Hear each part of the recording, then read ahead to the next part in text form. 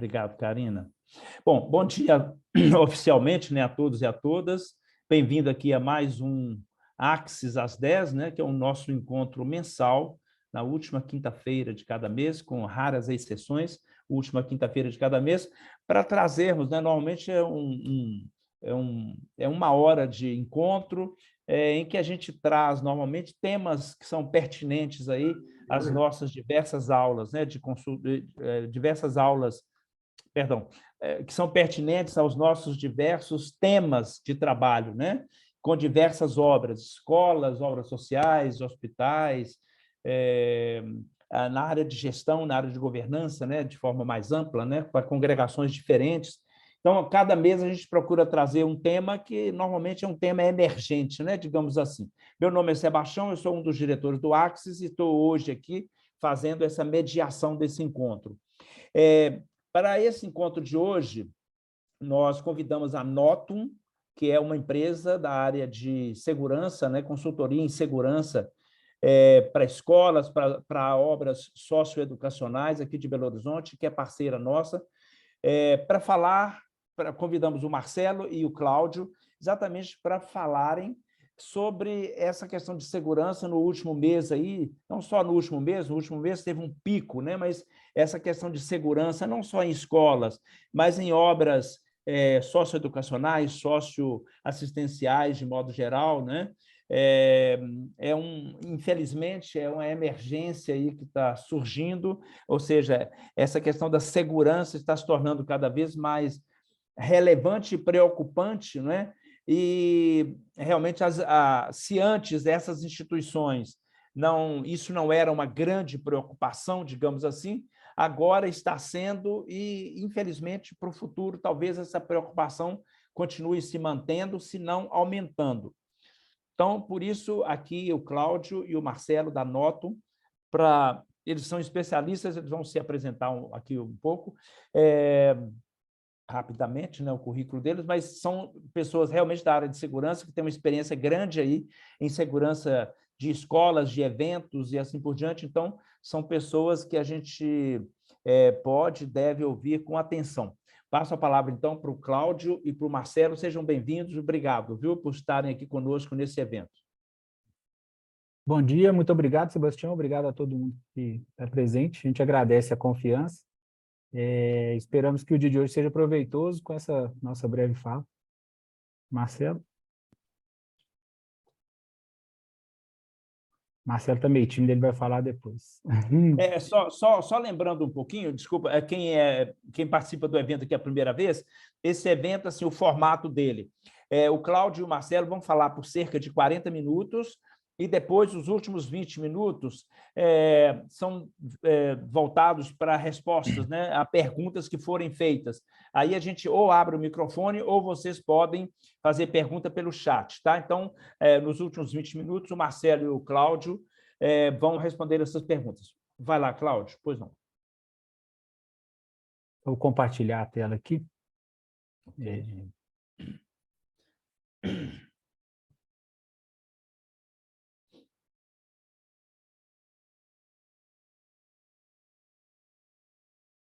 Está aparecendo aí para todo mundo, né? Tá bom. Uhum. Então, hoje nós estamos com essa parceria com o Instituto Axis. A Nota é uma empresa especializada em segurança, em protocolos de segurança para escolas. Bem breve aqui meu currículo, eu sou policial militar, desde 2007, trabalho desde 2010 com instituições de ensino, atendo a mais de 70 escolas na região centro-sul de Belo Horizonte, principalmente aí na região do aglomerado da Serra, que é a maior favela que tem aqui em Belo Horizonte e a segunda maior do Brasil, ficando atrás apenas da Rocinha, no Rio de Janeiro. Também tem formação em Direito, tem formação em Defesa Pessoal e também formação específica nessa área de protocolos de segurança. Fiz alguns cursos nos Estados Unidos, em fevereiro tive lá também para fazer um curso específico nessa área de protocolo de segurança para a escola. E aí a gente começa falando sobre a prevenção. Normalmente, quando a gente entra num carro, a primeira coisa que a gente faz é colocar o cinto de segurança, né? Ninguém sabe a hora que um acidente vai acontecer, então a gente já entra no carro e coloca o cinto de segurança. porque não dá, né? Espera aí rapidinho, não bate agora não, que eu vou colocar o cinto aqui. Então, isso é uma medida preventiva, e essa medida, de acordo com a OMS, ela aumenta a chance da pessoa sobreviver ou dela não sofrer um ferimento muito grave em 50%, né, nos adultos sentados no banco da frente. E no caso das crianças, elas devidamente afixadas ali na cadeirinha, aumenta em 60% a chance dela sobreviver ou dela não sofrer um ferimento grave. E a responsabilidade para cuidar de todas as pessoas dentro do veículo é do motorista. Então, se para numa blitz, não vai ser o passageiro que deixou de colocar o cinto que vai receber a multa, é o motorista o responsável por isso. E aí, outra coisa, não quer dizer que a gente vai usar o cinto que o acidente não vai acontecer. Por mais que tomemos medidas preventivas, o acidente pode acontecer. O fato de usar o cinto ele é justamente para reduzir a chance de algo maior, de algum problema maior. E aí vocês podem estar se perguntando, né? O que isso tem a ver com a escola? O pai e a mãe, ele procura confiança, né? Ele vai entregar o bem mais precioso dele, que é o filho, a filha, na mão da escola. E a responsabilidade para cuidar dessa criança é da direção da escola, não só da diretora ou do diretor, mas de todo o corpo docente. Então, todos são responsáveis pela segurança das pessoas que estão dentro das escolas. E aí, essa responsabilidade, por exemplo, é prevista no Código Penal, no caso de omissão de socorro. Se alguém machuca dentro da escola, se acontece algum problema, incêndio, é obrigação do profissional atuar. Mas como assim? Eu tenho que me colocar em risco? Não, de forma alguma. O Código Penal ele fala, né, que é crime deixar de prestar assistência quando possível fazê-lo sem risco pessoal.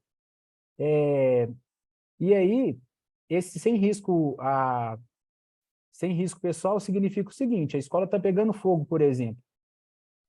A diretora, o professor, ele pode simplesmente ligar para o bombeiro, ele não tem que ir lá se matar para resgatar uma criança. Então, essa responsabilidade, ela é nesse sentido. Opa.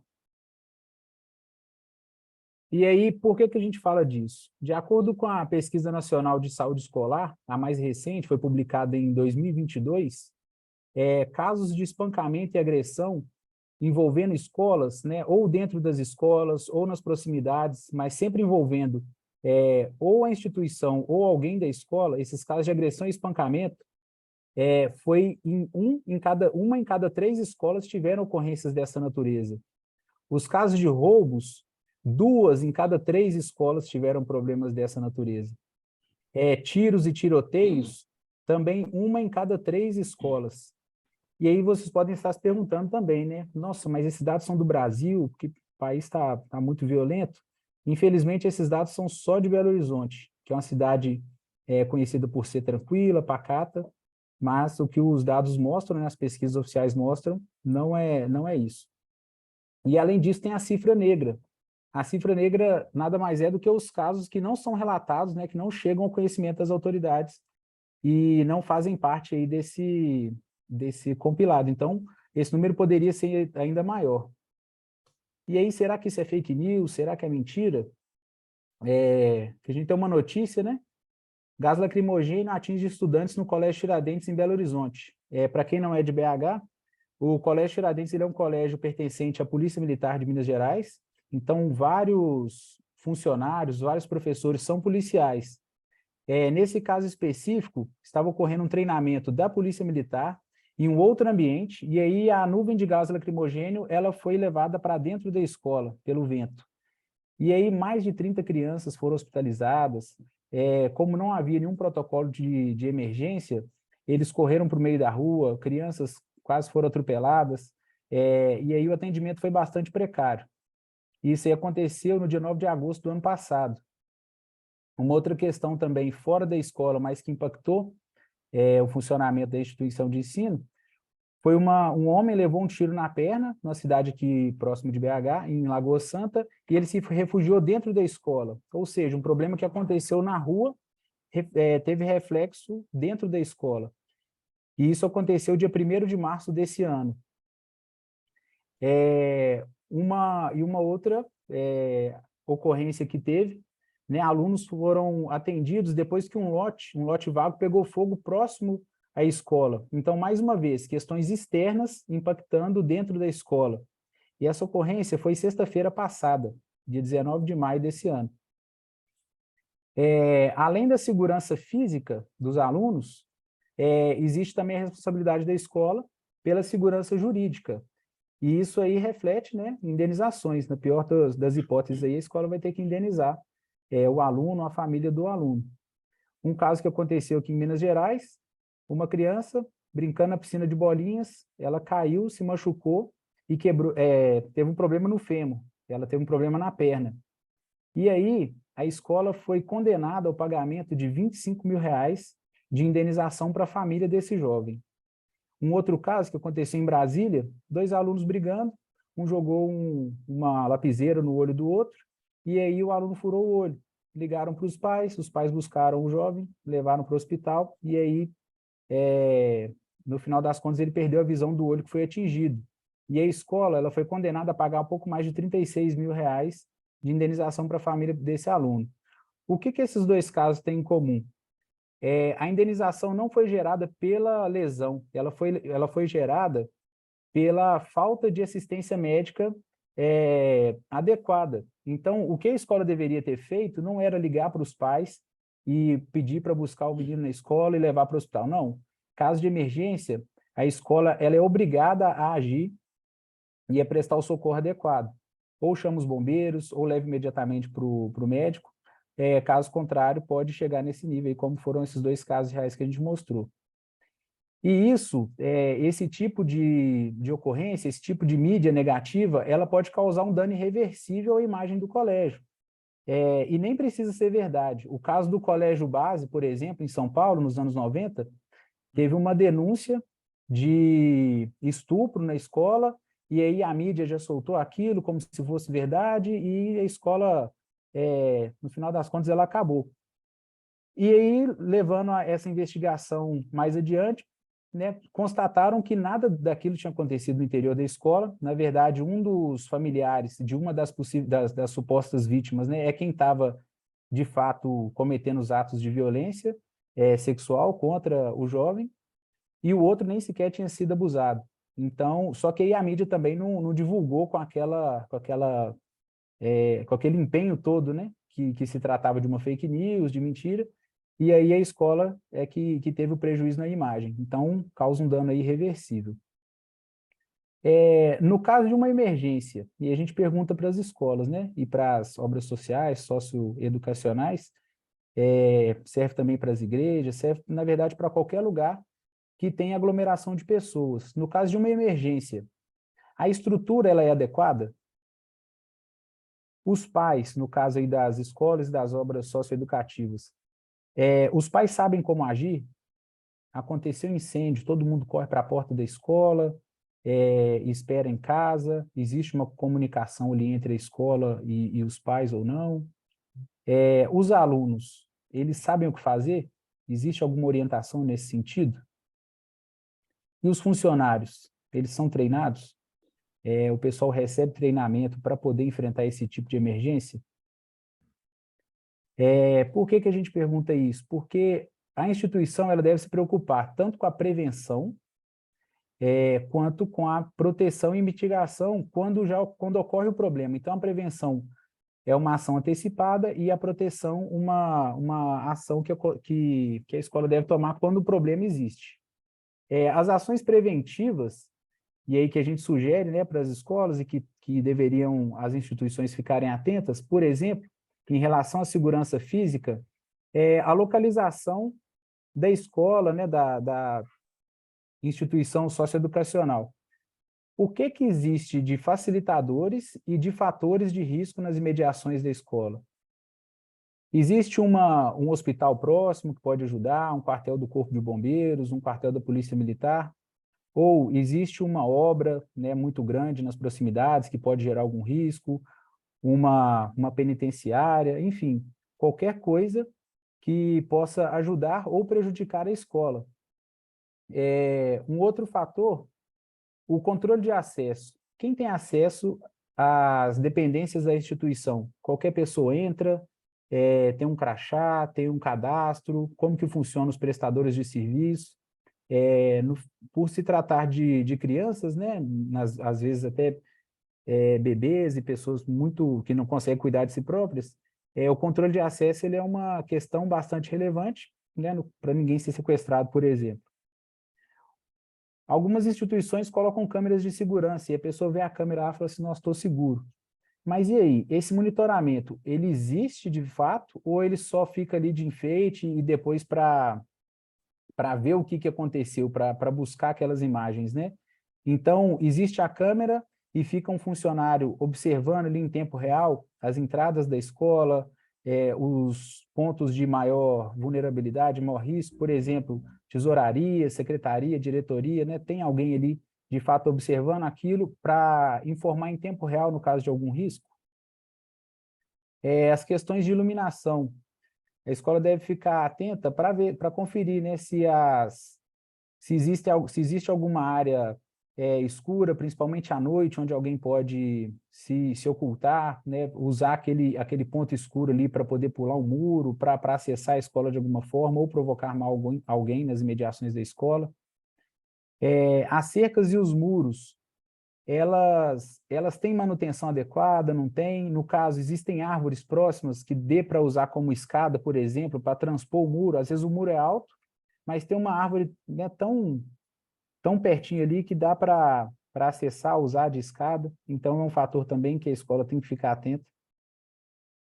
E aí, as vistorias, elas devem ser feitas, né? Os funcionários, a direção da escola, ela deve determinar que as pessoas, que algum funcionário verifique se existe luz queimada, se a cerca, se ela não foi rompida, se os muros, se eles estão em boas condições. Então, é um outro fator que às vezes existe um equipamento ou alguma construção para proteger a escola, mas aí ela não, com a manutenção inadequada, ela acaba virando, na verdade, um fator de risco. E aí precisa, sim, ao observar qualquer falha, fazer a manutenção correta.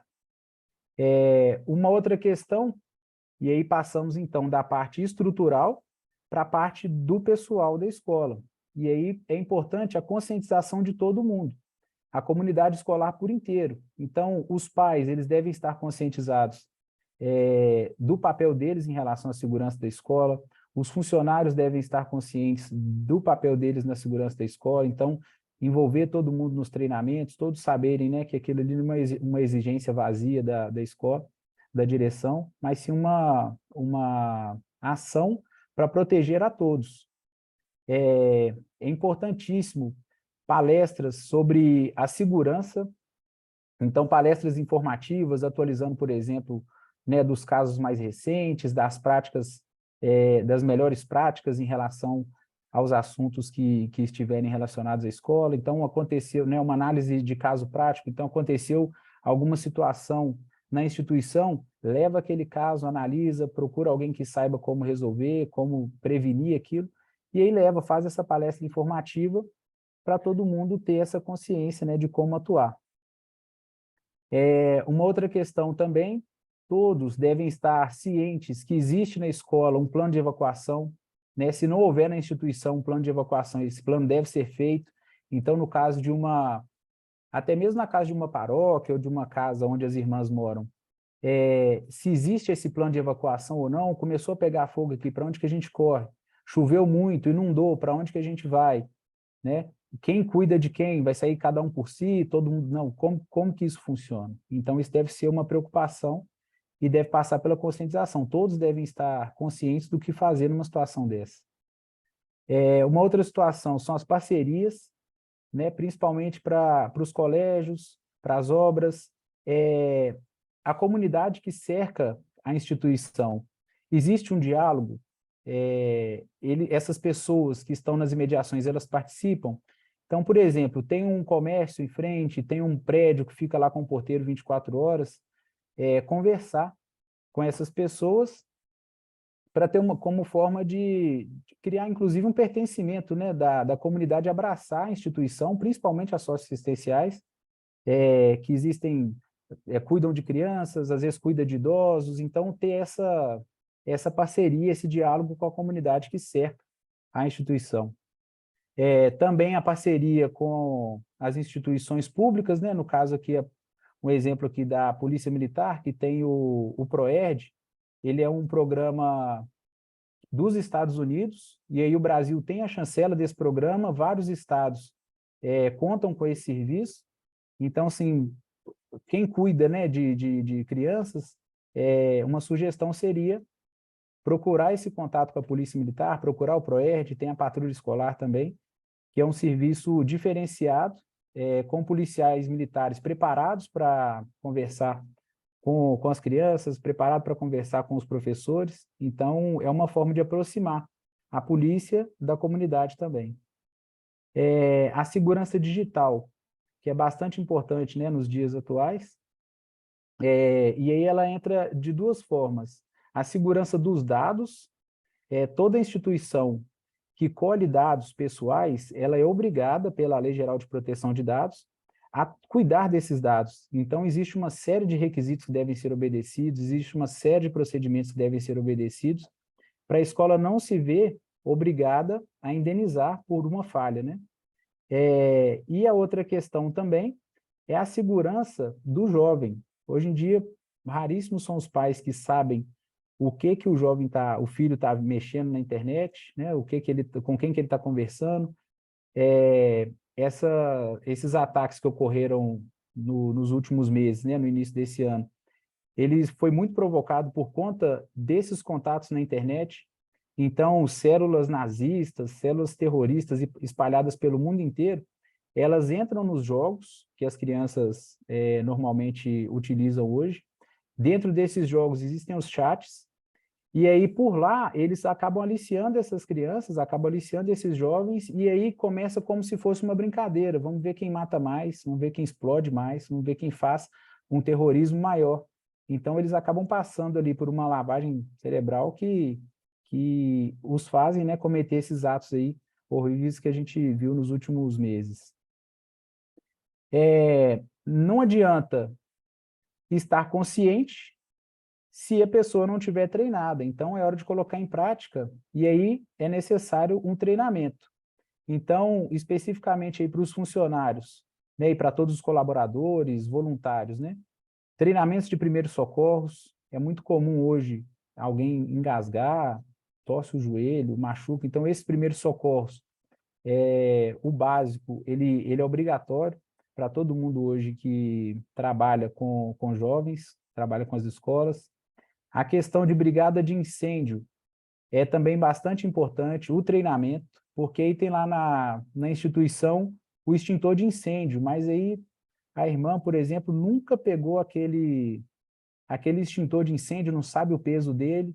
Aí ela disse, não, mas eu sou mulher, eu sou mais fraca, eu tenho que... Sim, todo mundo tem que pegar esse extintor de incêndio, saber como que rompe o lacre, saber como que aciona, porque às vezes essa atitude de segundos ali, né, consegue controlar um foco de incêndio, e aí evita que perca, por exemplo, uma obra inteira, uma casa inteira, né, uma igreja inteira. Então, todo mundo deve estar treinado. E aí, não é aquele treinamento de dias, de horas, não. 5 minutos, passou ali perto do extintor, de vez em quando, combina ali uma vez na semana, todo mundo da escola, vem cá, tira esse extintor aqui da parede. Como que funciona? E aí cada um pode ensinar, né, um para o outro e mostrar como que faz. Hoje, é um fator que chama atenção, né, a questão da segurança, da violência, sugestão também de treinamento de defesa pessoal, principalmente para quem fica na portaria das escolas, né, para os disciplinares que às vezes prestam um apoio. E aí a ideia não é promover a violência dentro da escola, muito pelo contrário. A ideia é que a pessoa tenha o conhecimento básico para, se caso for necessário, ela saiba como agir da forma mais eficaz possível. No caso de São Paulo, por exemplo, que teve uma senhora, né, 70 anos, que ela foi morta com uma facada, quem segurou o jovem foi uma professora de educação física. Então, ela tinha um conhecimento ali básico, né, tinha um conhecimento para poder segurar essa pessoa. Se mais pessoas estiverem preparadas, o problema pode ser muito menor. Por exemplo, entra alguém armado de faca na escola, junta 4, 5 funcionários, 5 pessoas com as cadeiras da escola mesmo, as cadeiras, e aí fazem ali uma barreira, e aí conseguem pressionar aquela pessoa na parede, enquanto isso tem outra pessoa ligando para a polícia. Então, assim, são atitudes simples com os materiais que já existem na escola, que podem proporcionar uma segurança muito maior.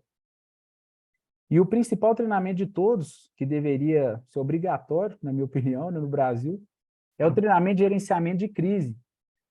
É simplesmente para ninguém ficar batendo cabeça na hora que acontece uma emergência.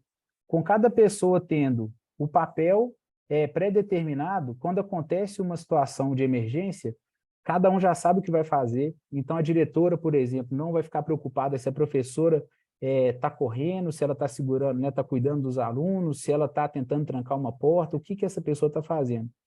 Então, o gerenciamento de crise, ele é um combinado prévio com os papéis de cada um. Então, aconteceu uma invasão na escola, professoras, cuidem dos alunos, os demais funcionários. Um vai ficar responsável por ligar para a polícia, o outro vai ficar responsável pela questão da defesa pessoal, o outro vai ficar responsável por ligar para os pais. É muita tarefa para fazer tudo ao mesmo tempo. E se isso não for dividido, aí pode gerar um pânico coletivo. Então, aquela questão da conscientização dos pais, se eles forem imediatamente avisados, está acontecendo um problema na escola, já acionamos a polícia, ou já acionamos o corpo de bombeiros, fiquem tranquilos, né? Não desloquem para a escola. Então, tudo isso tem que acontecer junto. E tudo isso precisa de um treinamento específico para acontecer. Esse gerenciamento de crise, ele pode ser utilizado também em celebrações. Então, você tem ali uma igreja, né, ou está acontecendo um ato de uma celebração numa obra socioassistencial, por exemplo, com 200, 300 pessoas. Se todos os envolvidos estiverem cientes dos papéis, e aí, por exemplo, começa um fogo ali durante uma celebração, cai uma vela e começa a pegar fogo na igreja. Alguém responsável por direcionar as pessoas para fora do ambiente, outro responsável por acionar o bombeiro, outro responsável por combater diretamente o foco de incêndio, se for possível. Então, tudo isso é bastante importante. E também nas obras socioeducacionais. Gosto bastante dessa imagem, né, que são as freiras de Goiás, agradecendo pelo apoio da comunidade. Elas conseguem manter uma obra social socioeducacional muito interessante lá. Essa imagem está no portal da Globo, e eles fizeram uma matéria especial lá, mostrando o trabalho que é feito, e nesse dia especificamente elas estavam agradecendo à comunidade o apoio que elas recebem. Então, a gente nota nessa imagem a quantidade de pessoas que tem no mesmo ambiente. E aí, será que em cima do palco ali, todos aqueles equipamentos musicais ligados, se acontece ali um curto-circuito, começa a pegar fogo, se todo mundo tiver ciente do que fazer no caso de um desastre, né, evita que uma celebração se torne uma tragédia. Então, mesmo nas horas mais felizes, todo mundo, e principalmente, né, os organizadores, têm que estar cientes de como agir numa situação de emergência. E esse treinamento, né, todos que nós falamos, de defesa pessoal, de primeiros socorros, principalmente, o gerenciamento de crise, ele não é um treinamento só para o trabalho, só para a atuação diretamente nas escolas ou nas obras. É um treinamento para a vida. Final de semana, por exemplo, a pessoa está lá com a família dela fazendo um churrasco e acaba cortando o braço, um corte profundo, está na roça, está no lugar mais distante. E aí aquela hemorragia massiva, ela pode levar à morte de 3 a 5 minutos. Com conhecimento básico ali de primeiros socorros, a pessoa consegue, por exemplo, fazer um torniquete e levar para o hospital, fazer o socorro ali, sem ter maiores problemas. Então, todos os treinamentos e tudo que a gente sugere para as escolas, na verdade, é um treinamento para a vida. Em relação à proteção e à mitigação, a ideia é tentar reduzir os danos de um problema que já aconteceu. O protocolo de emergência, a finalidade maior dele é que a pessoa tenha a tranquilidade de saber como agir na hora que acontece algum problema, porque as pessoas ficam estressadas e acabam, né, sem o devido treinamento, acabam não conseguindo agir da maneira correta. E aí um acidente acontece, a gente consegue controlar quando vai acontecer ou quando não, né? Escolher é impossível. E a ideia desses treinamentos é impedir que o problema se agrave. Por exemplo, trazendo aqui agora já para a parte específica dos protocolos de atuação em emergência, né, os protocolos multirrisco.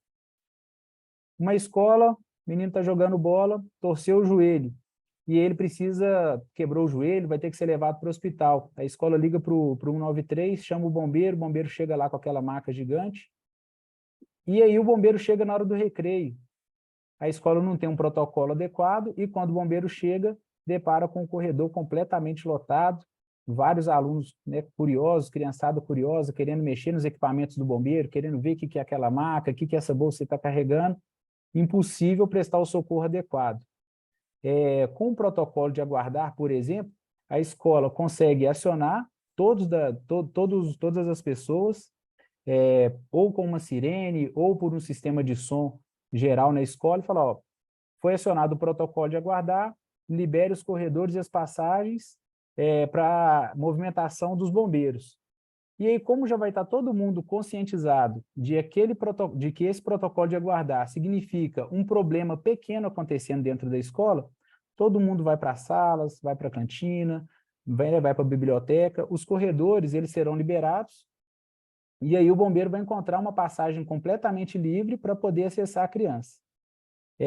Os protocolos que a Notum estudou mundo afora e trouxe para o Brasil, eles envolvem o protocolo de aguardar, que mantém a tranquilidade na escola, então ele serve para problemas pequenos acontecendo dentro da escola. Então, se tem aula, vai continuar tendo aula, se está no recreio, continua tendo recreio.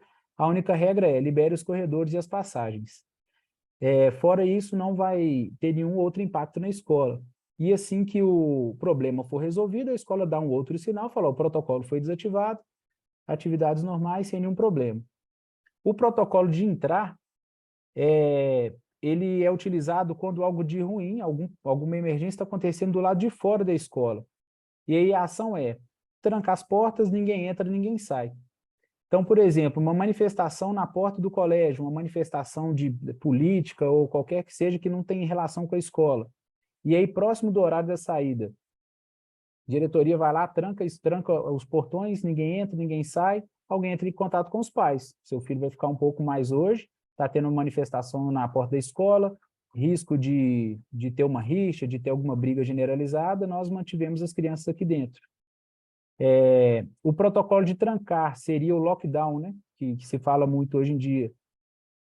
Um problema grave acontecendo dentro da escola, então um indivíduo entrou armado, alguém com faca querendo agredir as pessoas, entrar para um local seguro, trancar as portas, sair da direção das janelas. Às vezes só isso já é o suficiente para acionar a polícia e a força especializada chegar sem que ninguém seja atacado. O protocolo de evadir, incêndio, ou qualquer outra emergência que inviabilize permanecer dentro do imóvel. Então, já tem que ter um local pré-determinado, né? No caso das escolas, com a quantidade enorme de pessoas, já é interessante olhar na comunidade se existe um supermercado com estacionamento grande, uma quadra de futebol, um ginásio poliesportivo, para onde essas pessoas podem ser levadas e que seja um local seguro. Então, esse protocolo de evadir, esse protocolo de evacuação, ele deve ser associado a esse local pré-determinado, para que não se perca, por exemplo, um jovem no meio de uma evacuação. E, por fim, o protocolo de abrigar. Esse protocolo de abrigar, ele vem sempre junto de um fator externo. Por exemplo, do que vocês vão se proteger? É de inundação, é do risco de desabamento. Aqui em Minas Gerais nós tivemos, infelizmente, a questão das barragens, né? E algumas cidades elas têm esse protocolo de abrigo, então deve se proteger qual o local adequado para me proteger se a barragem romper, por exemplo. E isso deve ser uma preocupação da escola. Numa situação de emergência, o tempo ele é o fator mais importante. Por exemplo, a pessoa engasgou, ela tem de 3 a 5 minutos para ser socorrida. E aí não tem conversa. Se ela não for socorrida nesse tempo, ela vai morrer. Aí, pessoa fala assim, mas aqui a gente tem um enfermeiro, aqui na escola a gente tem uma enfermeira, uma pessoa especializada, um socorrista. Só que se ela estiver distante, né, dependendo ali ela tem que ser acionada, então essa informação tem que chegar na pessoa, no profissional especializado, ele tem que deslocar, então às vezes já passou os 5 minutos, já passou os 3 minutos. A ideia de todo mundo estar treinado é formar uma força-tarefa na escola. E aí, quem estiver mais próximo vai prestar aquele socorro até a chegada do enfermeiro e depois do bombeiro ou do SAMU. Em setembro de 2017, por exemplo, o estudante Lucas Begali, ele estava numa excursão com a escola e aí foi comer um cachorro quente, mastigou a comida, engasgou com um pedaço de salsicha. Não havia nenhum profissional, nenhum professor, instrutor, ninguém com conhecimento básico de primeiros socorros, e ele faleceu. A mãe dele ficou desesperada, mas em vez dela ficar dentro de casa, entrar em depressão, ela foi para o Congresso Nacional e conseguiu motivar a criação da Lei 13.722, que ela é conhecida como Lei Lucas, e ela torna obrigatória a capacitação dos professores e funcionários dos estabelecimentos de ensino em noções básicas de primeiros socorros. Então, hoje não é uma opção treinar ou deixar de treinar. Hoje em dia é obrigatório treinar, justamente para evitar que problemas simples como esse levem à vida de crianças. Por fim, a gente falou o tempo todo aqui sobre o treinamento dos adultos, mas as crianças também elas devem ser treinadas. A partir dos 5, 6 anos, ela já tem consciência, né, mínima dos próprios atos, ela já consegue se cuidar. Então, é importante trazer esses conhecimentos já para a criança, que aí ela já vai crescer com essas ideias na cabeça. E por que a gente fala isso? No caso de uma emergência, sem o treinamento adequado, sem a conscientização, o menino vai sentar, vai chorar e vai esperar que alguém corra ali para poder ajudá-lo. Por outro lado, com o treinamento adequado, ele vai ser o protagonista, ele é quem vai ser o herói, né? O próprio herói, ele que vai cuidar da própria vida e às vezes até conseguir ajudar os adultos a cuidar dos colegas. Num caso específico, imagine uma situação em que tem uma professora, está cuidando ali de 20 alunos, e dentre eles tem alguém com a locomoção ali prejudicada, né, por algum fator temporário ou permanente, a menina não consegue andar. E aí, começou a pegar fogo na escola, a professora está lá com aqueles 20 alunos, tomando conta de todo mundo, como que ela vai fazer? Ela vai tomar conta da menininha que tem a locomoção reduzida, ela vai cuidar dos outros 19 alunos, o que que ela vai fazer? Quem que vai ajudar aquela pessoa que estava na cadeira de rodas, por exemplo? Por maior que seja a boa vontade do diretor, do professor, nem sempre ele vai conseguir chegar na sala para poder ajudar a socorrer essa menina, no caso aqui, no nosso exemplo, que está na cadeira de rodas. A passagem pode estar obstruída, pode ter caído um muro, pode estar pegando fogo ali. Então, quem tem que ajudar são os próprios colegas. Eles têm que ter a consciência de um cuidar do outro. Eles têm que ter a consciência e criar dentro da escola essa cultura de proteção e de ajuda mútua. Então, quem está mais próximo, seja criança, adolescente, adulto, quem está mais próximo é que tem que ajudar um ao outro. E aí, passando o treinamento também para os jovens, a escola não conta com 2 ou 3 pessoas que detêm o conhecimento. A escola tem um exército inteiro de pessoas com conhecimento adequado, o mínimo ali básico para poder sobreviver numa situação de risco. Nesse caso, um afogamento, a gente tem aí, né, tirando a diferença de idade aí, aparente entre as duas pessoas, qual que é a diferença básica, né, e praticamente qual que é a única diferença entre essas duas pessoas? O treinamento. Os dois ali, né, a princípio tem ali os membros todos inteiros, né? A diferença da pessoa que está afogando para a pessoa que está salvando é simplesmente o treinamento. Então, é uma questão psicológica, né, treinável, e dá para fazer. Eu não sei vocês, né, senhores e senhoras aí, quem já tentou montar um cubo mágico, já tentei, fiquei uns 2 dias, não consegui. Tenho amigos que demoram 2, 3 horas, tem amigos que demoram ali uns 20 minutos. E a diferença entre nós, né, e quem já tentou montar, é o treinamento. Hoje, pra vocês terem uma ideia, o recorde é desse jovenzinho aí, de 9 anos, e ele demora 3,9 segundos para poder, 3 segundos, né, e 9 centésimos para poder montar um cubo mágico desse. Diferença dele para o resto da humanidade, treinamento. Vive com esse brinquedo aí na mão, e então ele consegue ter esse desempenho, né, quase que sobrenatural. E é esse desempenho que a gente tem que ter no caso de uma emergência. Se é possível treinar para ficar bom com o brinquedo, então que a gente treine para ficar bom, para responder às emergências que eventualmente ocorram. E, por fim, depois da análise da estrutura da escola, da conscientização de todos os envolvidos, da comunidade escolar, dos treinamentos, é importante fazer os simulados. O simulado ele nada mais é do que simular, né, uma situação em que seja necessária a evacuação completa da escola, né, ou da obra social, ou da igreja. E aí, nesses simulados grandes, é que vai verificar as eventuais falhas, vão aparecer, na verdade, né, as falhas, e aí o plano ele é ajustado, os planos de segurança são ajustados, né, as melhores práticas são verificadas ali, para que não hajam surpresas na hora da emergência real. É isso. Muito obrigado e espero que tenha sido claro e objetivo. Cláudio, obrigado, viu? Vamos passar, então, agora para a sessão de perguntas e respostas. Já temos uma aqui, eu vou ler para você, Cláudio, do Flávio, tá? Veja bem.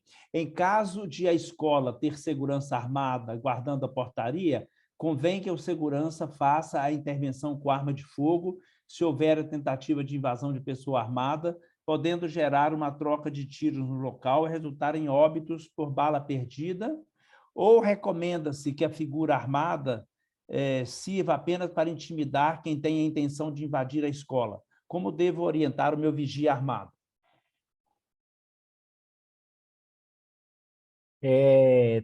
Eu, particularmente, sou contra ter segurança armada nas escolas, porque, primeiro, a gente vê policiais, né, que teoricamente recebem treinamento adequado e diário para poder andar com arma de fogo. A gente vê casos em que os policiais morrem com as próprias armas. Então, ter um segurança armado na porta da escola, eu acho que é trazer para perto já um fator de risco. Então, assim, orientaria a não agir, né, a não ser que fosse num caso muito extremo, porque o problema ele pode ser, na verdade, agravado. Claro, entrou alguém armado na escola, o segurança tiver certeza de que dá para ele agir, usa os meios necessários. Os meios necessários pode ser defesa pessoal, pode ser arma de fogo, mas eu acho que o problema ele é muito maior com o segurança atirando no invasor, né? O risco de morrer mais pessoas ele aumenta quando se tem essa troca de tiros. Então, é bastante delicado, né, ter um segurança armado na porta da escola.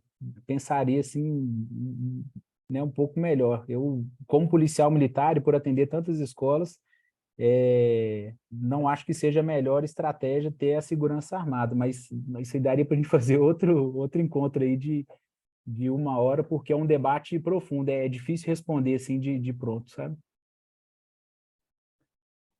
Ok.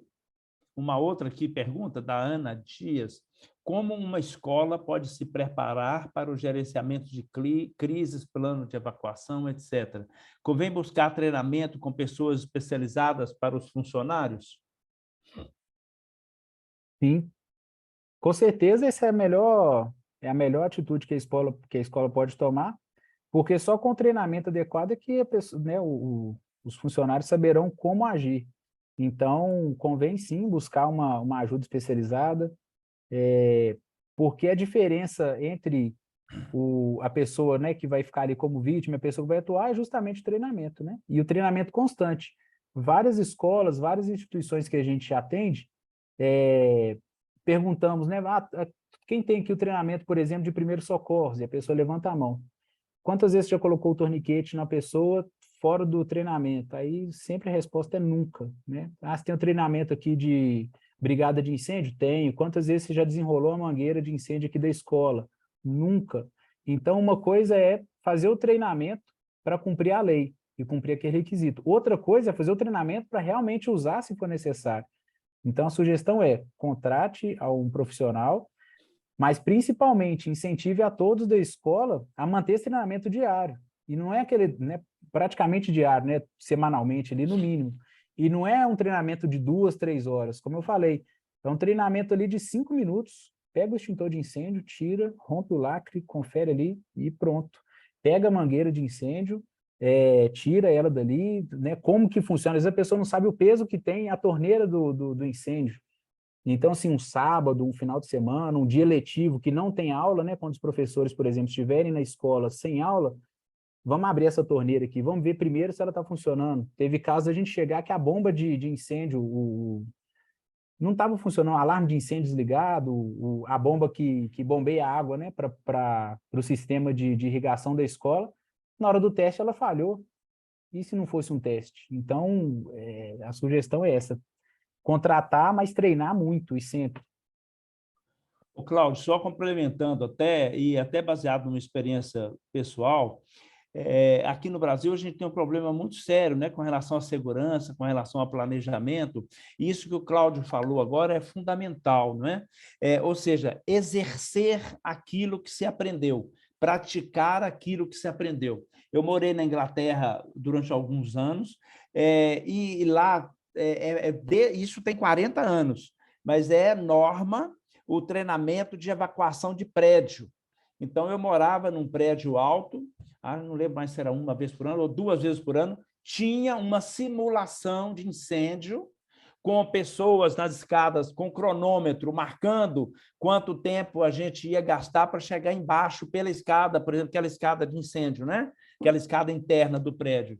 E isso era rigoroso, isso tinha que ser feito, acho que 2 vezes por ano. Eu participei de alguns desses treinamentos, né? Ou seja, aciona um alarme, uma campainha, eles falam a hora que vai ser, tal, aciona, e a gente sai correndo e alguém marcando o tempo, né? Em Belo Horizonte, eu morei em prédios muito altos, morei até no prédio mais alto de Belo Horizonte, o JK, uma época, morei alguns anos lá, nunca houve um treinamento desse, né? Nunca. Aquilo ali, se pegar fogo, vai tudo vira cinza, porque tem muita madeira dentro, inclusive. Então, tem essa diferença muito grande entre os países, né? Então, quando o Cláudio fala nessa prática, eu percebo, por essas vivências e outras de incêndio, por exemplo, de combate a incêndio, também que eu já participei e depois pratiquei, se a gente não praticar, a gente não sabe fazer, só fica na teoria. Então, isso é muito importante. Alguma outra pergunta? Aqui com o microfone aberto, se quiserem, então podem escrever aqui. Sebastião, só em relação ao indivíduo armado, né, o segurança armado aí na porta da Sim. escola, passa o contato do Flávio, né, que fez a pergunta, Sim. manda para a gente aí que a gente conversa melhor, porque esse é um assunto que dá muito pano para manga, então é melhor a gente conversar depois separado ali, porque é um assunto bem interessante. Tá certo. Outra dúvida, gente? Comentário, perguntas?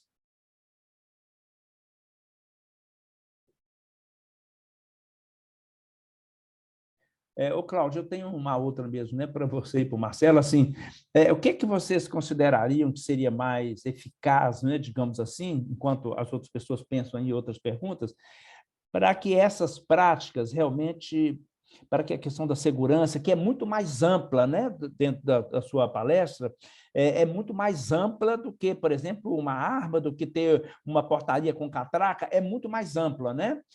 Trata-se de envolver a comunidade, né? Comunidade escolar primeiro, evidentemente. Como é que vocês acham, o que seria mais eficaz, né, para que isso se torne, digamos assim, uma cultura mesmo do país? Conscientização. Posso responder? Pode Acho responder, que Marcelo, depois. acredito que juntamente com a conscientização isso virá uma política pública, né, Sebastião? Eu acredito que nós temos uma cultura que esperam que as coisas partam dos políticos. para criar. Então, a gente espera o fato acontecer de fato para que os políticos tomem medidas, mas isso deve partir da população também. Então, a população cobrar aos seus políticos, né, as pessoas que foram eleitas através deles, que criem políticas públicas de conscientização, de treinamento, de mitigação, de resposta aos riscos, né, para que a nossa comunidade em si ela se sinta mais segura. E não é só uma sensação de segurança, né? Ela saiba que, de fato, ela está segura, né? Ela entende que, caso aconteça alguma emergência, ela possa não só ligar para o porteiro, mas bater na porta de um vizinho, saber que o vizinho vai conseguir auxiliá-la, saber que a escola do filho está preparada para auxiliá-la, né? Que a comunidade por completo está preparada. Então, acredito que a conscientização, junto com a procura de respostas na criação de uma política pública, ela é muito eficaz nesse caso. Então, para a gente ser um país mais seguro, a gente precisa de políticas públicas mais efetivas, e não só emergenciais, como a gente tem visto nessas questões das escolas, né? Eu e o Cláudio, junto com a Nota, a gente já atua nisso há praticamente 1 ano e meio, e a gente viu o aumento da procura por causa do risco, né? O risco e os acontecimentos dos últimos tempos. Mas a gente acredita que não é só emergencial, né? A escola ela precisa, e a comunidade precisa criar uma cultura de segurança, né? Uma cultura de prevenção. Então, a gente atende algumas escolas que eles nos perguntam: mas eu preciso disso aqui aplicável em 1 ou 2 meses. E a gente fala: isso aí não é uma coisa que a gente fornece, porque a gente gosta de estar juntamente com a escola para criar, durante todo o ano, essa cultura de prevenção. Porque a gente entende que, estando junto com a escola, fazendo essas ações rotineiramente, dia a dia, mês a mês, vai tornar uma escola muito mais segura. Com certeza, e não é algo que se faça de um dia para a noite, né, gente? Criação de cultura é isso mesmo, né? Tem uma outra pergunta aqui da Ana Dias, 2 perguntas, na verdade. Sobre vistoria de mochilas, pode ser feito? Tem aí questões legais aí, né? Não sei. Seria bom vocês responderem. Alguns pais falam que a escola deveria fazer, mas não entendemos que não devemos proceder dessa forma. Mas entendemos que não devemos proceder dessa forma. Enfim, em termos legais, como é que vocês poderiam dizer? Ou em termos mesmo de segurança, né? Pode ser feito, deve ser feito? Não, isso aí, a abordagem, ela deve ser feita pela Polícia Militar, né? É uma Aqui é competência. mochila dos alunos, tá? Que eles querem dizer, né? Tá? Sim, sim. Então, mas para Se a poder escola... abordar uma pessoa, o que a gente só pode fazer alguma coisa se a lei permite, ou, no caso da escola, né, se a lei determinasse que ela fizesse alguma coisa. Mas Certo. não, essa abordagem, ela é feita pela polícia e ela precisa de cumprir alguns requisitos. Então, a menos que tivesse ali no contrato da escola com os pais, né, essa permissão, essa autorização expressa de poder abrir as mochilas, entendo, né, com base aqui nos 15 anos aí de serviço, que não, e com base no texto da lei também, seria uma abordagem pessoal. Então, ninguém é obrigado a mostrar a mochila. A criança, o jovem não é obrigado a mostrar a mochila para a escola. Não existe uma lei que determina isso. Então, não existe amparo legal para a escola abrir as mochilas. Uma escola particular, se tiver no contrato que o pai autoriza, o professor, o disciplinário, ou quem quer que seja, abrir a mochila diariamente, aí beleza. Caso contrário, sem essa autorização expressa dos pais, não existe amparo jurídico. Ok. Importante, né? Isso aí, gente, isso que o Cláudio falou, né? Essa questão do amparo legal, muito importante. E outra pergunta da mesma Ana: como conscientizar os pais para também acompanharem o que os filhos acessam nas redes sociais, já que muitas vezes eles jogam a responsabilidade para a escola? Chamar os pais, promover palestras, promover conscientizações, entregar cartilha e anotar, registrar o convite e registrar a participação, porque a responsabilidade de educar o filho é do pai, a escola é responsável por dar informação. Então, tem lá a previsão do ECA, tem a previsão na Constituição, né? Então, a responsabilidade é do pai e da mãe. A escola pode ajudar, pode auxiliar. Então, qual que é a nossa sugestão? A escola vai fazer uma reunião de pais. Aí tem 2 pais presentes, a sala tem 30 alunos, aí vão 2 pais. Aí você registra lá, ó, reunião do dia tal, convite para todos os pais, registra lá no e-mail, participação dos pais tais e tais. No dia que o pai foi lá reclamar, aí a escola fala, interessante sua pergunta, né, sua ponderação, só que no dia tal, nós fizemos uma reunião, o senhor não estava presente, e aí não tem jeito. Então, assim, é uma parceria mesmo, porque o interesse maior deveria ser dos pais. Só que hoje, infelizmente, eles tentam terceirizar essa responsabilidade e da educação dos próprios filhos para a escola, o que não está correto. Eu concordo, Cláudio, até pela minha experiência também nessa área educacional de muitos anos, eu acho que o mais importante aí é essa palavra que falou, parceria, porque, na verdade, esse processo educacional, né, ele tem que ser compartilhado entre pais, escola, comunidade, sociedade, né? Ou seja, é uma parceria ampla que começa, digamos assim, de dentro para fora, começa no pequeno, com a família, e se expande, né, para a sociedade. Quando a gente fala aí de políticas públicas, né, que vocês citaram, né, o Marcelo citou, é uma parceria com o Estado, né, também. Então, essa palavra aí, chave, para mim, é exatamente parceria, que você citou bem aí. Realmente não dá para um lado fazer sozinho, hoje em dia, né? É preciso uma comunidade, como os africanos dizem, é preciso uma comunidade para educar uma criança. Alguma outra pergunta, dúvida? Temos aí mais 2 minutos.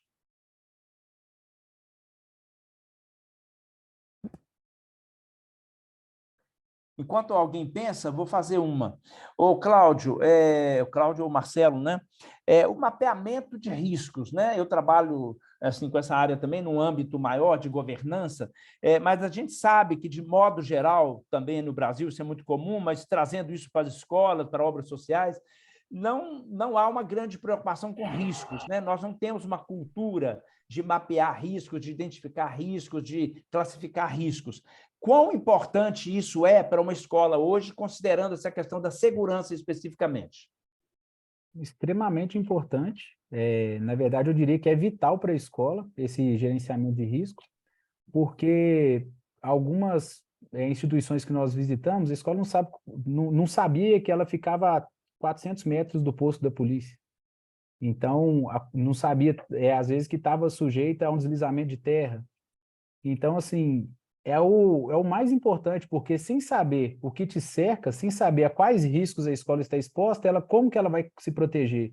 Então, a primeira fase, né, e a fase primordial de qualquer trabalho de gestão de segurança das escolas é entender o ambiente em que ela está localizada. É próximo de um aglomerado? É próximo de uma via de acesso rápido? A gente tem uma escola que eu atendo, inclusive aqui em Belo Horizonte, estadual, que ela fica na Avenida Nossa Senhora do Carmo, uma rua com a Avenida Nossa Senhora do Carmo. É constante, né? Acidentes graves com carreta descendo a avenida e matando várias pessoas, né? Aparece, infelizmente, aí nos jornais. E aí, se a escola não sabe que ela está sujeita a um acidente dessa natureza, como que ela vai se proteger? Como que ela vai orientar o aluno a olhar para um lado e para o outro, atravessar a rua ou usar a passarela em vez de passar na rua? Então, assim, o principal fator é saber, entender o contexto da escola, né? Onde que ela está localizada, o que tem de risco em volta dela. Ok? Alguma pergunta? Alguma última pergunta?